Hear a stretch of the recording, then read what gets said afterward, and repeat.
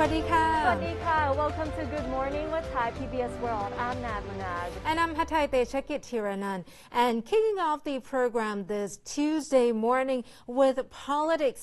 There have been anti-government protests and violent clashes with police almost every day over the past few weeks.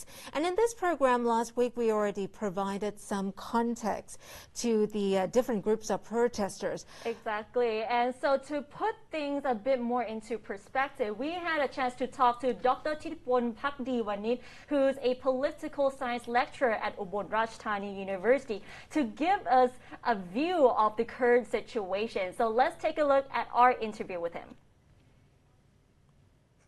And Titipol for being with us. So as a close observer of the political situation in Thailand, how do you see this new round of protests which is happening almost every day? Is it any different from last year? I don't think this is a very big difference that what we have seen is only more kind of aggressive actions or violence than what we have seen. But I think at this stage, the protesters should also reassess their strategies and see it as a kind of long-term movement. So you can't just only use the aggressive strategy to end it, because I don't think we can just end the protest or get the demands of the protesters so soon from the government. So the protest has already started a good start to educate or keep people informed. And I think this would significantly contribute to a future reforms of Thai political power structure. And with the violence used by certain hardcore elements, do you think this will undermine the overall movement of the umbrella Rasdon group and that traction will be reduced further? To a certain extent, it could also undermine the credibility of the movement. But I would put it this way.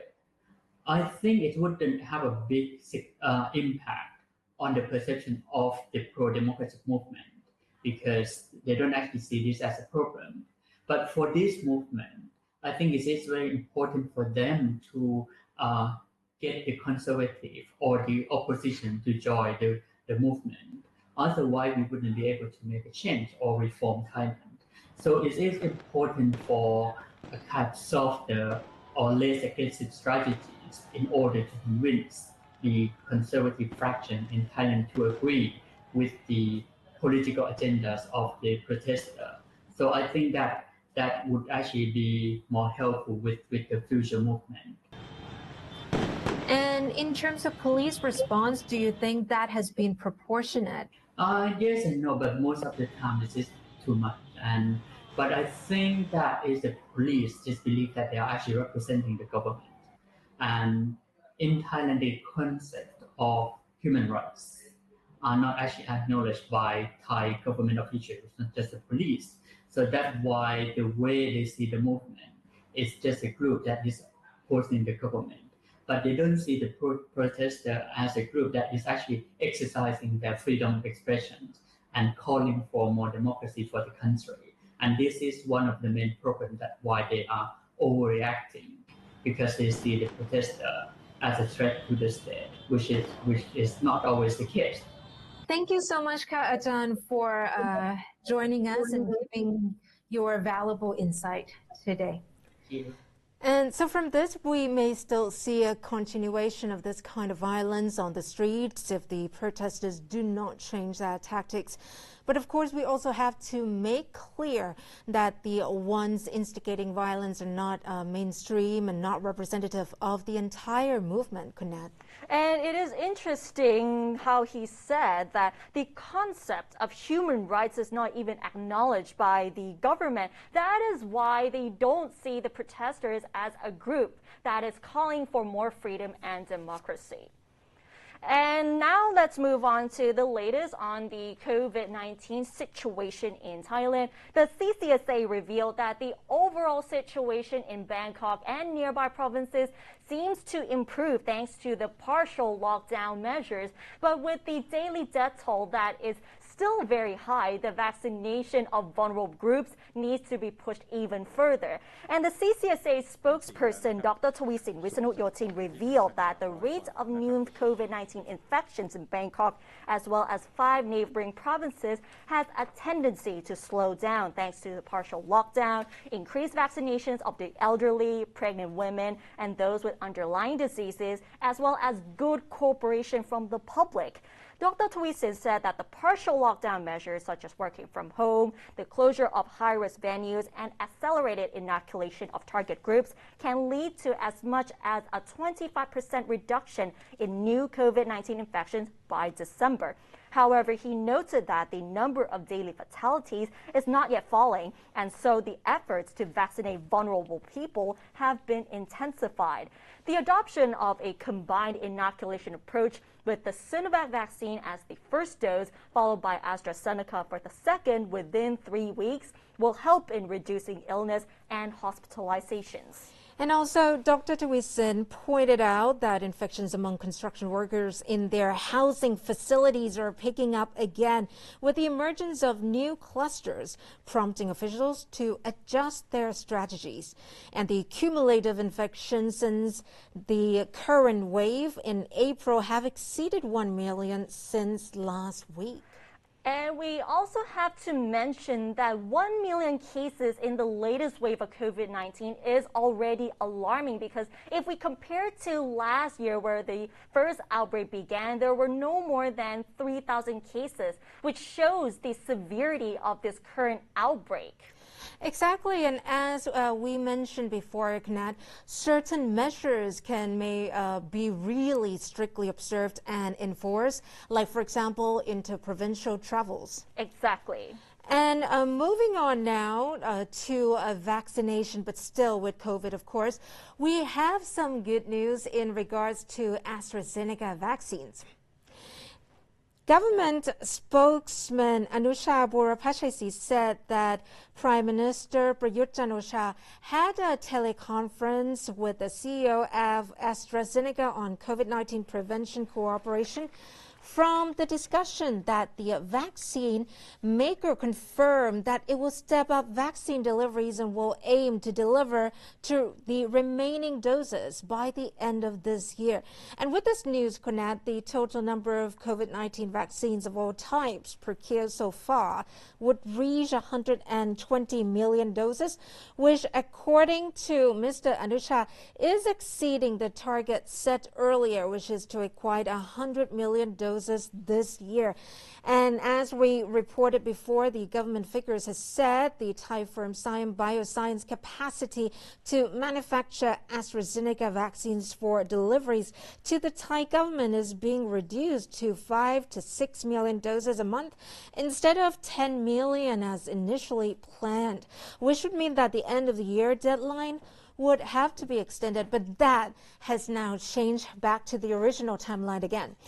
And Mr. Anusha also revealed that the government has secured the option to switch to AstraZeneca's new vaccine candidate, which is currently under development. This would broaden the government's options to protect the people as the virus continues to evolve.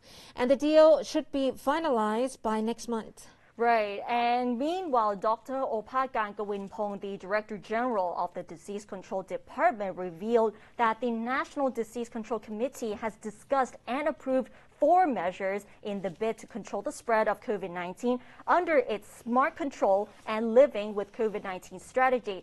So the first one is to vaccinate the elderly population, those at high risk of developing severe symptoms if contracting the virus, developing new vaccines, intensifying the screening with mobile units in Bangkok, its vicinities and outbreak spots, and increasing the access to COVID tests with the antigen test kits. The second approach is to use the bubble and seal strategy for clusters found.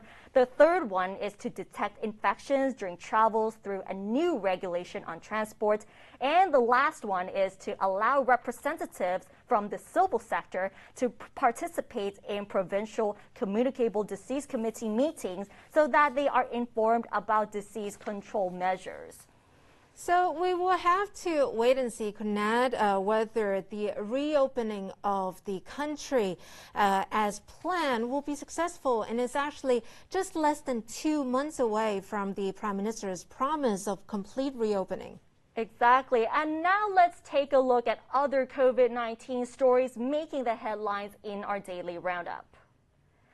As we were discussing just now about the increased AstraZeneca vaccine doses, so next month, Thailand will be receiving 7.2 million doses of AstraZeneca vaccine per month from September.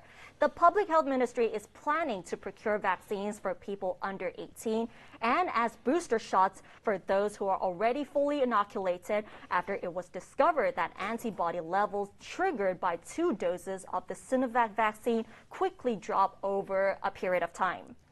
Meanwhile, COVID-19 relief bags funded by the donated salaries of Prime Minister Prayut Chan-o-cha and other cabinet ministers, as well as government spokesperson's team, including additional donations from the private and public sectors, have been distributed to people in vulnerable groups. And each bag contains basic consumables such as rice, dry food, alcohol gel, hygienic masks, and the Thai herbal medicine Phatalai. So far, 5,000 bags have been actually given to vulnerable people in 50 areas, but additional relief bags will still be distributed to the remaining 1,800 people.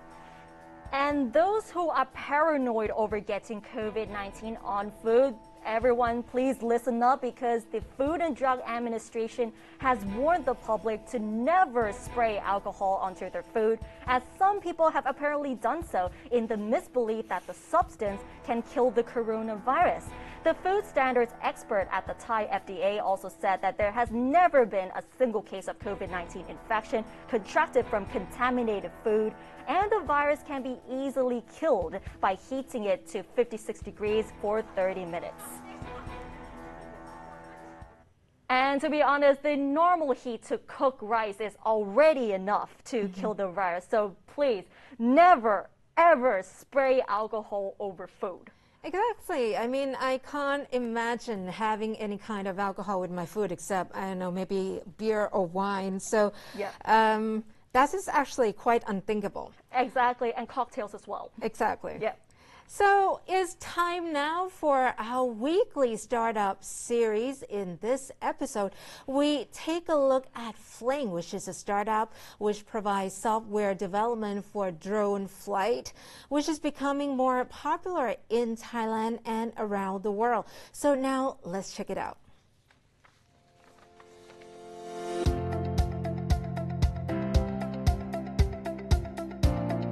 When you hear about Fling, you may think about whirlwind romance, but we're talking about drone technology, which is used for more tasks than you might imagine. Founded in July 2018, Fling offers venture-backed software and services for drone flight. Fling's drones have flown thousands of kilometers, with the main focus being on inspection of electrical transmission lines in warehouses, while also venturing into delivery services, with trials conducted on delivery of AEDs, medical parts, pharmaceuticals, e-commerce packages, and ready-made food.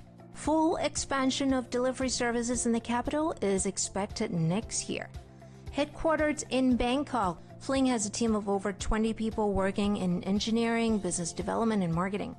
I talked to Fling CEO Michael Curry about the idea behind his startup and about what the company is up to.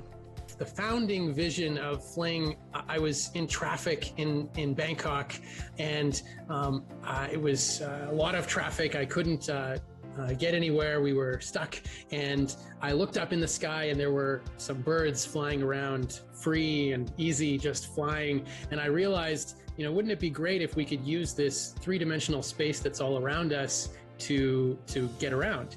And from there, I really wanted to take that vision and introduce a drone delivery for packages, at least, maybe not people quite yet, but for packages in Bangkok. The company's platform called Fling AI is used as a main tool, but there are additional modules for its client-specific needs. This platform allows customers to run their own flights with their own drones. So it's true that for some specialized missions like drone delivery, we actually have our own pilots and our own drones flying the missions. But our digital platform actually empowers workers who know their assets best and who really are out in the field, perhaps in other provinces in Thailand. They're able to fly their own drones, and they can do this autonomously with our platform. We found a large need for inspecting, for example, racks very high up in a warehouse, difficult for workers to access. They have to use forklifts, and it's dangerous to go up so high. So with our drones, they can fly these missions and take pictures and do a stock check for their inventory autonomously without any intervention by that worker. Working closely with the Civil Aviation Authority of Thailand while noting some challenges the government's tight regulations have over drone flying, Mr. Curry is in support of such laws for the sake of safety and security. Certainly, around the world, governments are very reluctant to allow drones to be flying right in the urban areas around people. And I think this is something that will be a concern, going forward as well. This is not something that is going to change anytime soon. Of course, these drones are very powerful in the sense that they can take pictures and they can, violate people's privacy very easily. So we actually at Fling, we're very big believers in regulation and strong regulation of drones so that the good use cases of drones can be allowed, and the bad actors or the people who are up to no good or maybe just irresponsible, really we feel that those people should be prosecuted and should be restricted from conducting their drone activities. Unlike many businesses, but like most other tech startups, Fling remains largely unaffected by the pandemic, but with peaked interest in the use of drones. Industries we're working in, actually, those industries are rather unaffected by COVID. In fact, with the concern for human contact, drone delivery is actually something people are more interested in than they were before COVID. These types of innovations are actually good in the context of COVID. And so again, the customers that we work with are in fact unaffected by COVID, and therefore in fact, this has been not a major issue for us. Optimistic that the trend of digital transformation is here to stay and growing, Mr. Curry envisions that the use of drones will become the norm in Thailand and that his business will grow. I think there's a lot of excitement around drone technology and artificial intelligence technology. I don't see any signs of it lessening or abating. I see there's still so much scope for large enterprises to take advantage of this technology. With digital transformation, there's the possibility of lowering costs by 20 or 30% sometimes, and this could be absolutely the largest driver of profitability for a company. Dr.Titipol reporting for Thai PBS World. So, as you can see, we've been seeing drones being used to take pictures from high aerial angle shots before, but it's actually really interesting. They can actually do much more, like, for example, inspections and even deliveries. I mean, would you want your package of food delivered by a drone, Kunat? I would love to, and I'm pretty sure that we will see more of these drones, especially now that new technologies are being embedded into our daily lives. Speaking of drones, apart from the deliveries and inspections, in the agricultural sector, it has also been used as well to spray the pesticides using drones as well. Very, actually versatile and useful indeed. Exactly.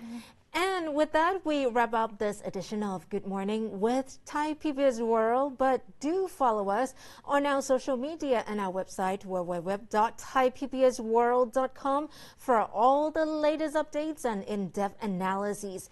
Do have a good day ahead. And don't forget to catch our morning show every weekday at 7:30 a.m. only on Thai PBS. Thanks for watching. Stay safe, and we'll see you tomorrow. สวัสดีค่ะ สวัสดีค่ะ